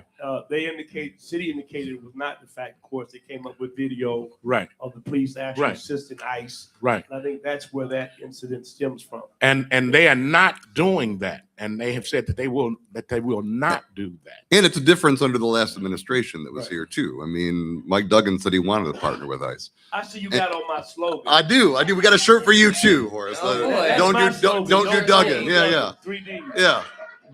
T-shirts are here. But I just want to say this. I mean, like when we talk about everyone standing up together and being opposed to what's happening in this country, that has to include the independent candidate as well. Right. And the problem we have right now is that when it comes to Medicaid cuts, he said, well, those Medicaid cuts aren't that bad. They are absolutely that bad. Right. When it talks about ICE, he said that he's willing to partner with ICE. He said he wanted to bring Elon Musk back here.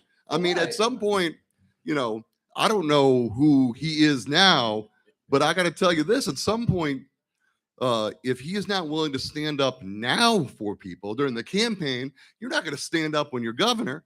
So, I understand that, like, at some point, there's relationships and everything else, but let's be real. He is taking money from Trump donors. He is working with the people that actually gave us Donald Trump, and he is acting in a way to defend Donald Trump on a regular basis at this point. So, we got to be one team together to take this country back. Get there, so I won't parse either side today. Yeah. There's But there are some holes in what Hertel just said now, and so I can't just sit here and let him just go off like that. I know he represents the Democratic Party and all of that.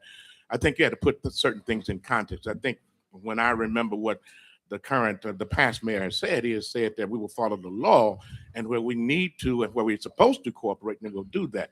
But he's also, if you looked at his most recent statement, indicated that ICE is not needed, it's not necessary, and there needs to be a clear demarcation relative to that situation. And so I'm not just going to sit here and hear Brother Hertel. He is my brother, whether he knows it or not. Oh, I know. And Well, he we has a candidate, Horace, and we're supporting the candidate.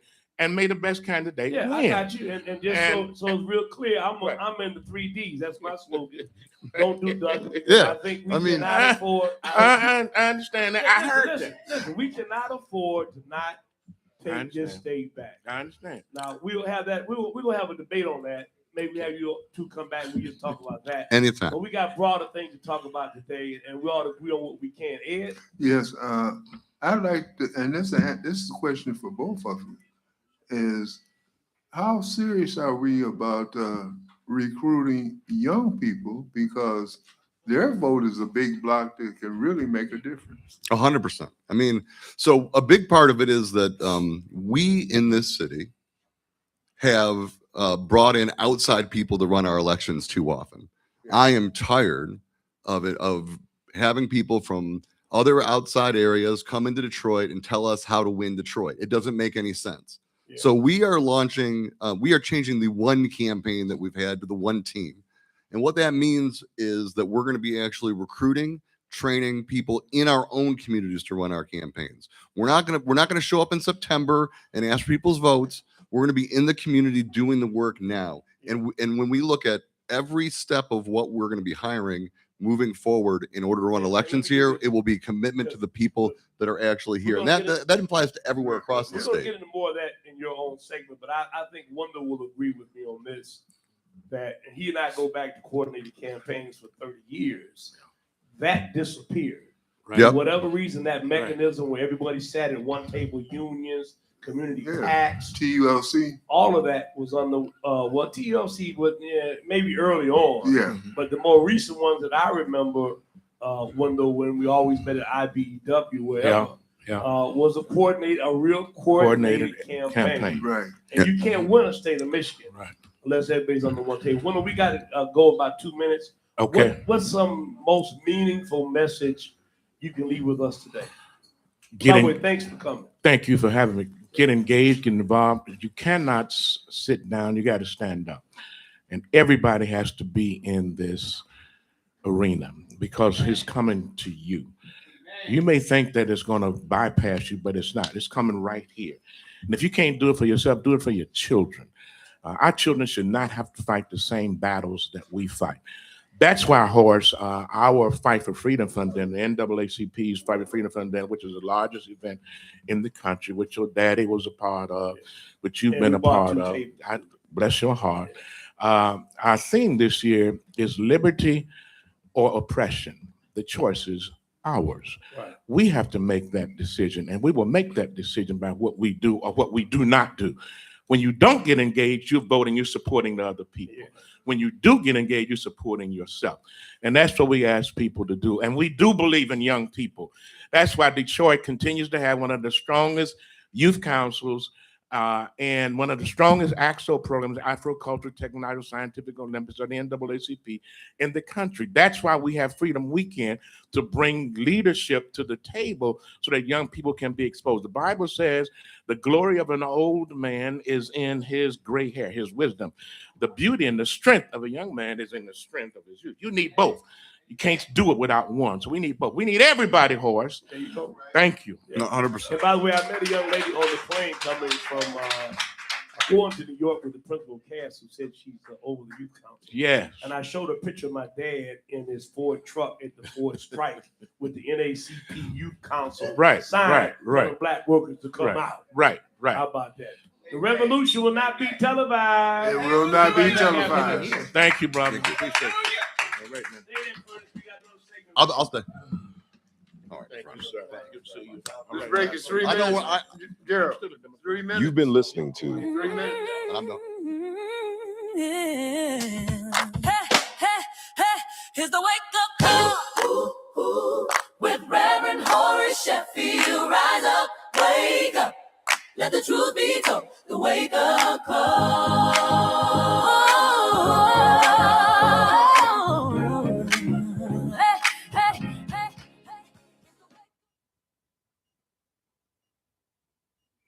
This is Super Bowl champion Lomas Brown, and I get my Saturday morning wake-up call from Reverend Horace Sheffield, my man.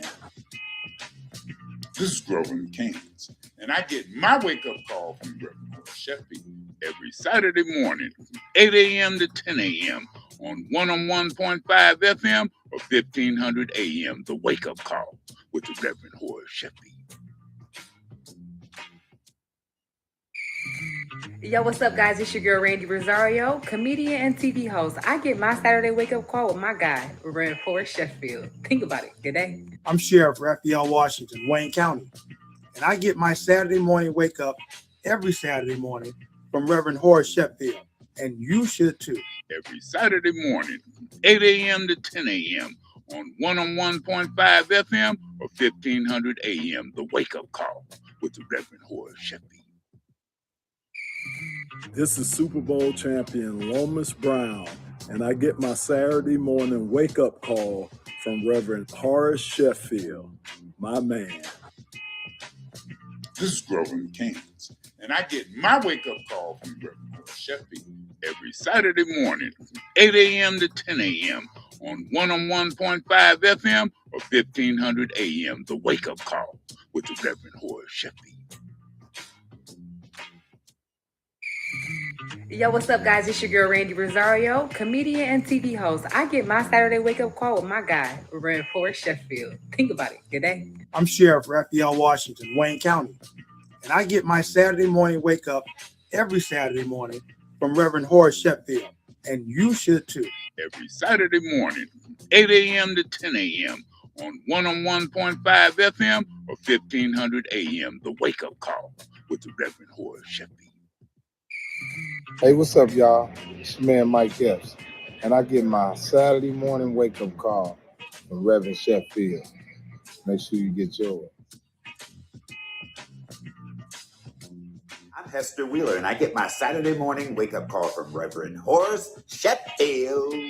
Every Saturday morning from 8 a.m. to 10 a.m. on 101.5 FM or 1500 AM, the wake-up call with the Reverend Horace Sheffield. You've been listening to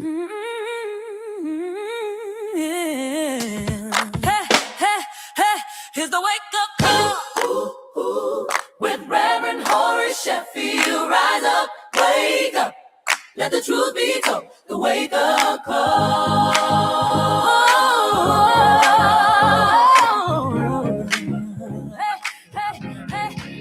It's the wake up call with Reverend Horace Sheffield. Rise up, wake up, let the truth be told. The wake up call. I want to thank our audience for being here. Had a great show so far. I've neglected to give in the calling number, which is 313-340-9507, 313-340-9507. We had a kind of a heated, almost heated debate in the last segment with Reverend Wendell Anthony, who is supporting Mike Duggan for mayor. Curtis has on the shirt. I came up with the slogan, "Don't do Duggan," because Duggan won't do us. 3Ds. I mean, you know, a lot of things were good under his administration, but certainly there were certain people who were the primary beneficiaries. I've always had an issue with people thinking he's a populist mayor in terms of doing things for black folks. But that's not necessarily true when you pull back the cover. But the bottom line is, this is the wrong time. We can ill afford to split our vote. One thing that's encouraging, and by the way, Nolan Finley will be in our show, right, Gerald? Nolan, have you read his editorial, Curtis? Yes, I did. Basically saying the Democrats can win this with the popularity of the outgoing governor, which is higher than any governor has had. 100%, yes. And so how do we do that? And then at the same time, how do we convince people who are our friends to not take a chance on this? So let me just say this, is that we can all debate about the upsides or downsides of Mike Duggan as mayor. I think what's most important to remember, though, is how he's being in this campaign. And what he has done is, when the Medicaid cuts came down, he said they're not that bad. They are that bad. They're affecting people's lives every single day. They gave tax cuts to billionaires and cut access to healthcare to everyone in our community. You got to stand up and say that. If you want to be governor of this state, you got to be able to stand up and say Donald Trump is wrong. And whether it's with ICE, whether it's with that, at some point, he's got to have the courage. And here's what it is. Right now, Mike Duggan is weak-kneed. He's not willing to stand up because he wants these votes. He wants these Trump people's votes. He wants to be able to say, oh, well, you know, that he wants to stand with him. And we're seeing it over and over again. I mean, whether he didn't call it the voting rights tax in Detroit last week. I mean, this city is under attack. This state is under attack. Our people are under attack. And if you won't stand up in a campaign, you will not stand up as governor. Yeah. And so we got to fight back. And that's to me what it has to be. But it also means that the Democratic Party has got to actually have a message that actually applies to people. Because I will say this, that it's not this country's fault, it's our fault that we let Donald Trump become president again. Yeah. That is the Democratic Party's fault. We have got work to do. We have got to stop taking people's votes for granted. We've got to actually talk about the issues that people are actually experiencing in their everyday lives. This generation, we talked about young people, slowest generation in American history to buy a car, to buy a house, and start a family. Now, Donald Trump isn't fixing any of that, right? He's making it all worse, actually. But there's a line in the movie American President that if you don't give people water, they'll drink sand. Trump is sand. He is nonsense and blame. I usually use a different word, but I won't use it on the radio. But we got to give people water. We got to be the party that's fighting for water affordability. We got to be the party that's fighting for increased wages. We got to be the party that's talking about the lowering the cost of food and healthcare and childcare and all those things and making opportunity happen for people. You know, we talk about hope zones and actually investing back into our communities. We have to be the party that's fighting for that, because there's a reality that if we're not the party fighting for that, there won't be a party in America who's fighting for it. Well, and that's who the Democratic Party has to be, 10 toes down every single day. Well, I think you've started that in a real way, because I mean, in all the years we've been here on the radio, I mean, previous chairpersons have not shown up, you know, not been as visible and as engaged and involved as you have in the city of Detroit. The path, of course, to the victory in this election is going to be Detroit. That's right. And that's why it's so important for people to understand. I don't have to dislike Duggan not to vote for him. No. Right? I just have to know what's in the best interest at this time, and his interest to be governor for whatever reason. And you've given some examples of why he doesn't want to really, stand with us. We can't afford to make that choice at this time. I mean, here's my thing, is that we are in a fight for the future of this country. Whether we're going to be a democracy moving forward, whether we're going to be a country that doesn't just hand everything to the powerful and actually protects people, whether we're going to respect the right to vote, whether we're going to respect the Constitution. We're in a fight for the existence of this country. And when you're in that kind of fight, you need to be one team together. All of us on one side saying enough is enough. We're not going to allow murder to happen in our streets. I mean, let's be real. This has been happening for a long time. I mean, no community knows better how to fight against injustice and police brutality than the Black community. You've been putting it up with it for a long time, more than the rest of this country has. I mean, we can learn a lot of lessons from what people have done in Detroit fighting back against those kinds of things. But my point is that now knowing where we stand as a country, we have got a responsibility to work together, to come together, to, as all of us, to fight back, to take this country back. And you can't have somebody stepping out for their own benefit. You can't say that you were a Democrat when it was convenient, when Vice President Harris was here and when Joe Biden was here. You were a Democrat for all those times. You were a Democrat when you wanted your son to run the campaign. You were a Democrat all those times. But now all of a sudden, when you can't win a Democratic primary, you go, oh, I'm an independent. Let me tell you something. Yeah.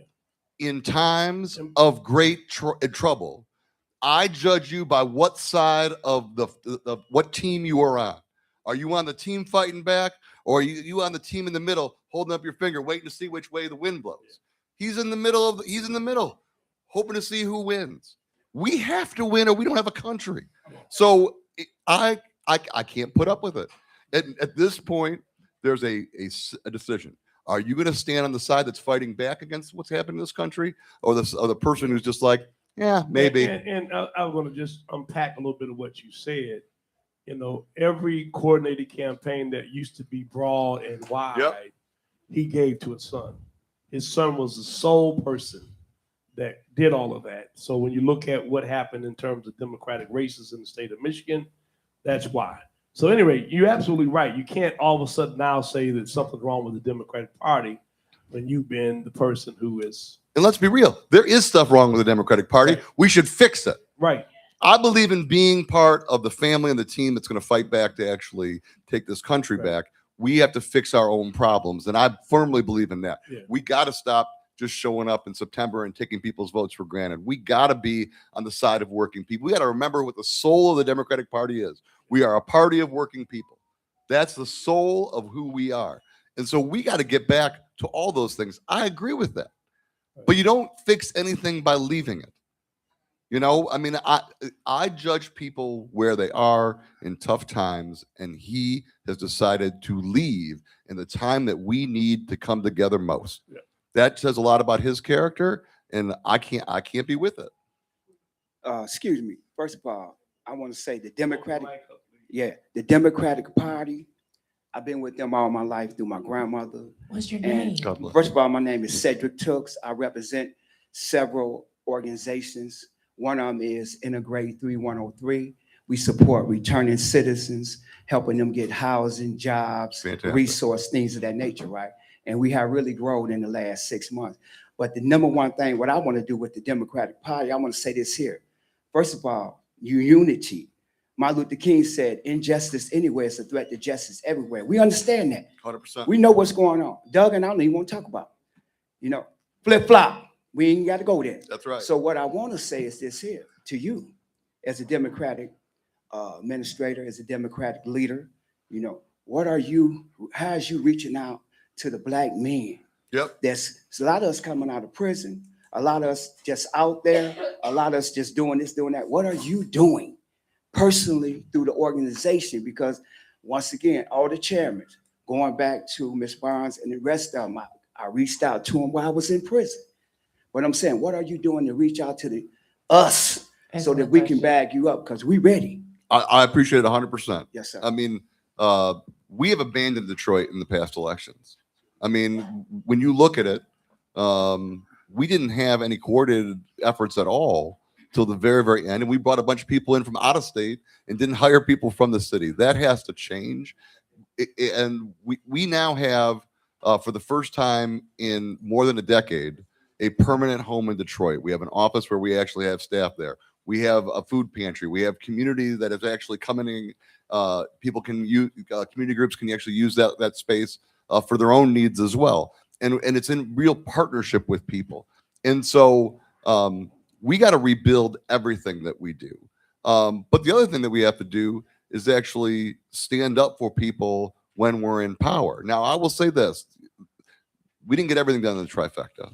But we passed the largest tax cut for working families in history, about 30,000 kids out of poverty, free breakfast and lunch for every kid, ended the retirement tax, restored workers' rights for the first time in 70 years in America. We did a lot for working people. But I think too often we have forgotten that we need to make investments, not in the big companies, but also opportunity economy for people on the ground as well. And so I've been working with the Black Caucus on Hope Zones. And what Hope Zones are basically is we go to unprivileged areas and we give those same tax breaks that are available to large corporations to individuals who want to start a business. We actually say we're gonna help lower your tax bill at the very beginning of it. We're gonna invest in your job training, your infrastructure, all those things. Because really, when you look at it, that's the future of America.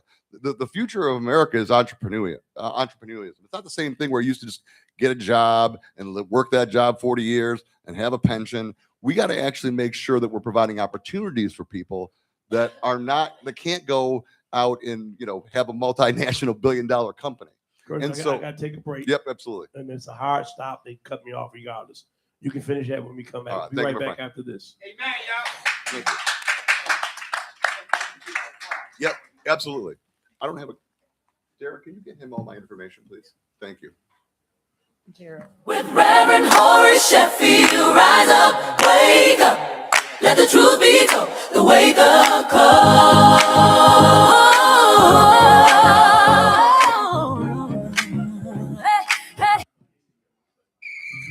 This is Super Bowl champion Lomas Brown, and I get my Saturday morning wake-up call from Reverend Horace Sheffield, my man.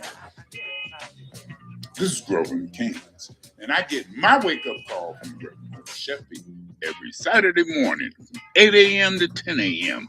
on 101.5 FM or 1500 a.m. The Wake-Up Call with the Reverend Horace Sheffield.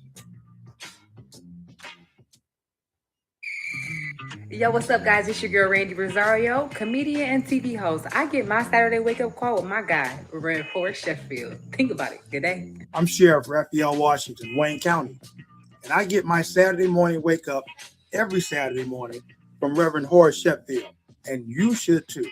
Every Saturday morning from 8 a.m. to 10 a.m. on 101.5 FM or 1500 a.m. The Wake-Up Call with the Reverend Horace Sheffield. Hello, everybody. This is your girl, Erica Alexander, and every Saturday morning, I get my wake-up call with Reverend Sheffield. Make sure you go on and get some of that. All right? What is that? Is that someone called? Is it Saturday? Every Saturday morning from 8 a.m. to 10 a.m. on 101.5 FM or 1500 a.m. The Wake-Up Call with the Reverend Horace Sheffield.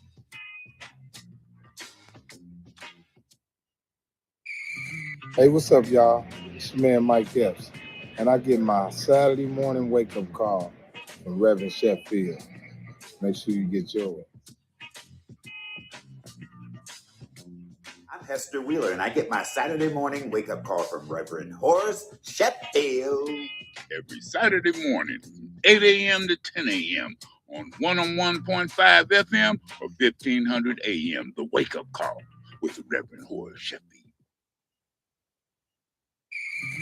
Yo, what's up, guys? It's your girl, Randy Rosario, comedian and TV host. I get my Saturday wake-up call with my guy, Reverend Horace Sheffield. Think about it. Good day. I'm Sheriff Raphael Washington, Wayne County, and I get my Saturday morning wake up every Saturday morning from Reverend Horace Sheffield, and you should too. Every Saturday morning from 8 a.m. to 10 a.m. on 101.5 FM or 1500 a.m. The Wake-Up Call with the Reverend Horace Sheffield. You've been listening to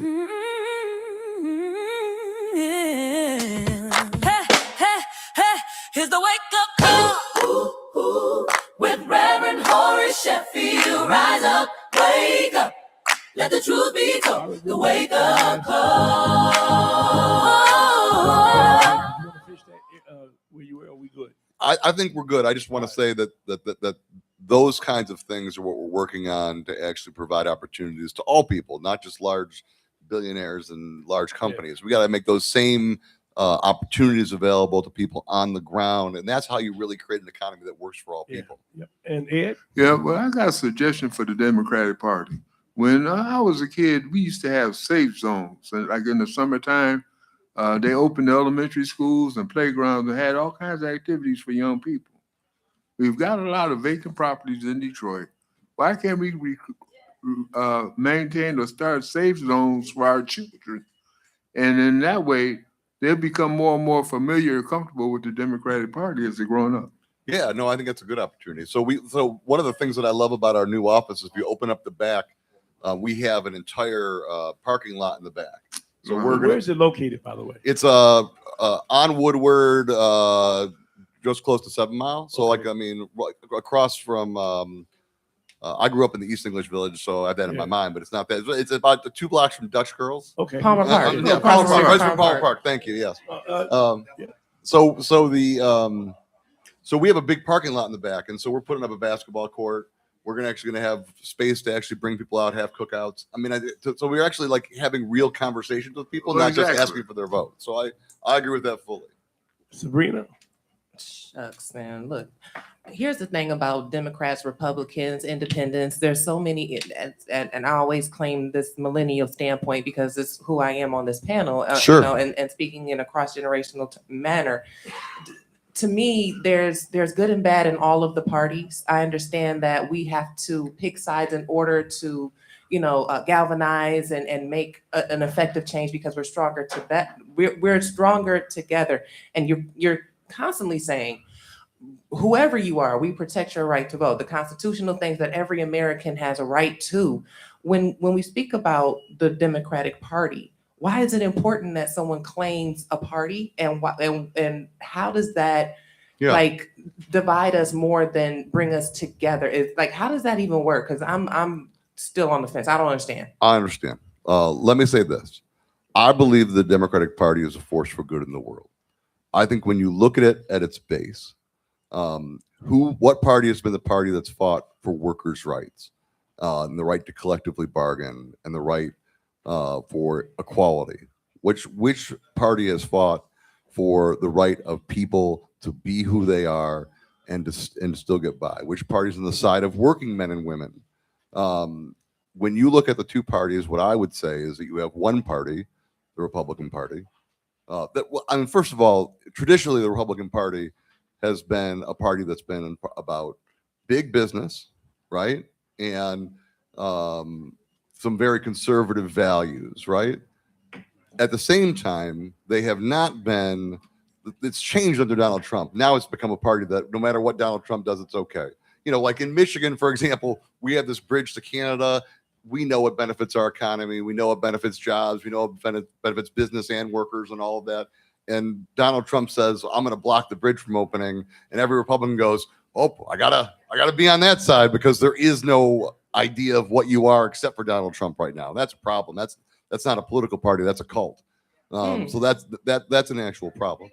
On the other side of that, I'd say that the Democratic Party is the party that is fighting for working people and has a history of that. Mm-hmm. Now, that doesn't mean that we have not failed at times. I firmly believe the Democratic Party forgot who it was, and we have a responsibility to try to get back to that. Yeah. And that's what I'm doing every single day. At the end of the day, there is only one party that has fought for higher wage increases in this country and to increase the minimum wage. That's been the Democratic Party. There's only been one party that's fought for the expansion of healthcare, whether it was FDR and the creation of Medicare and Medicaid, or whether it was Barack Obama and the Affordable Care Act. We're the only party that's ever fought to actually expand access to healthcare in this country. We have a historic of who we are, but that being said, history doesn't matter when you're in the middle of not being able to pay your bills. History doesn't help fix your kids' school. History doesn't help you feed your family or pay your prescription drug bills. history doesn't do that. We got to be not just living the history of who we are, but we got to continue that fight in every day that we're actually working together. And that's what I'm trying to bring back to the Democratic Yeah, Party. society says, "What have you done for me lately?" Right, and that's what it comes down to, especially in the realm of the last 20 years and becoming this adult that I am today. There's been a lot of left, right, back, forth. The bar is here, the bar is here, the bar is over on space somewhere. We don't even know how to measure to a degree. I mean, what's important? Let me ask you this: what's important to you? What's important to me? History is important to me because I need to understand, like you just said, like I asked you a very valid question. How do we, figure out where we stand on things or why is it important that we have this bipartisanship, et cetera, et cetera? Because for me, I'm a humanitarian, not a politician. Sure. So for me, I want humanity to win. And if that's my value, I need to check the record so I know how to stand and move forward. And we talked about the preservation of democracy being pivotal for the Democratic Party. So the president declared that he will nationalize the election in at least 15 states. Is that even possible? Constitutionally, no. By law, no. But this president doesn't care about that. I mean, this president is putting people in camps in the Everglades after the courts told them not to. He violates court orders all the time. They don't care what the courts say. It's almost like they're trying to, and they've actually said this, trying to take the power away from Congress and the courts and centralize it in the executive office. And here's the thing that's most important about that. If you read the Constitution, first of all three branches are supposed to be equal. But what's more powerful than all three branches? All powers not given to the president, Congress, or the courts are held by the people. That is the basis of who we are as a country. Yeah. And so when he's robbing Congress and also the courts, he's really robbing us.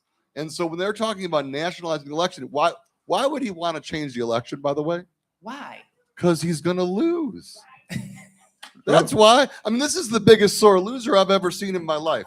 I mean, there's history and a track record for that too. I've lost an election before. I mean, he's so mad that he didn't get the Nobel Peace Prize, that he's taken a soccer Peace Prize or whatever that, like FIFA created a fake Peace Prize for him. I mean, if there wasn't any participation trophy better than that.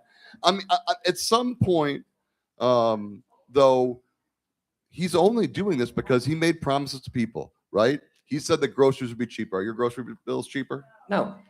He said that wages would go up. Are wages going up in this country? Unemployment's actually up. I know I'm technically unemployed. I'm an entrepreneur. I got a question for you. Yeah, go ahead. All right. Now, just like you have to take an oath of office, is there any type of oath for loyalty to the party that you ran with or for? Because I've seen politicians change sides once they got in office. Now, what can we do about that? So here's where I am.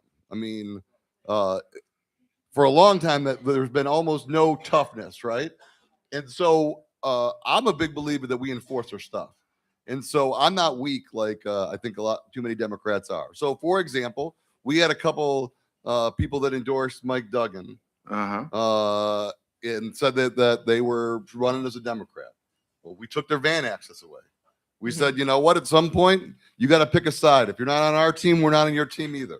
And it's got to be like that, because at some point, if you're not willing to be loyal to us, you won't be loyal to our voters either. And at that same time, Karen Whitsett, who didn't show up for work, and then had a fundraiser with the Republican legislator.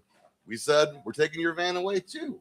And at some point, we got to enforce our stuff. I think people are tired of Democrats being weak. People are tired of Democrats not fighting back. We have got to, on the party side, be as tough as we expect our elected officials are. Well, and I agree with you. You know, we have to stand on principle, but we also have to be able to fight for those principles. 100%. So, in all of what you're saying, you have a new Democratic Party. What would you call it? A headquarters? Headquarters in Detroit. A permanent headquarters in Detroit. A permanent headquarters right on 7 Mile and Woodward. Yeah, come on by. That's 48221. I know all about it. Come on by. That's my neighborhood. So okay, so come on by. How do we get engaged? What do you need? How can we help? Yep, we have open office hours. So I'm there with my team. If people want to get involved in politics, we have rooms that people are able to rent. Marseille Allen, who is our director of that office, is available. All of our information is on our party's website at michigandems.com.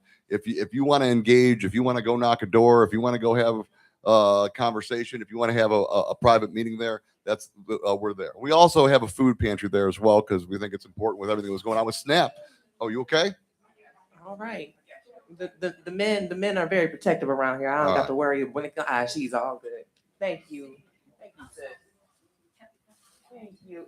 She did all that to give me a flower. Thank you so much. I love Happy you. Valentine's Day to you too. Thank you. Listen, our community is a serious, like we have a unique set of elders, young people. We have a lot of transgenerational conversations that we have and coming together under an umbrella of unity and understanding how to pass on our privileges and our rights and improve the future for future generations for sure. And that's why I love being here. That's why I love coming here. And Ed especially has just a wealth of information and knowledge that he loves to, impart within us. So I think that this is a really good place for someone like you to help us to understand just straight figurehead, like how do we get involved? What do we need to do? How do politics work today? Because it is the society of what have you done for me lately? 100%. And I will say this, that Maya Angelou said, it's not what you do for people, it's how you make them feel. And the way that we ignored people in Detroit, the way that we showed up in September and we're like, hey, we need your vote.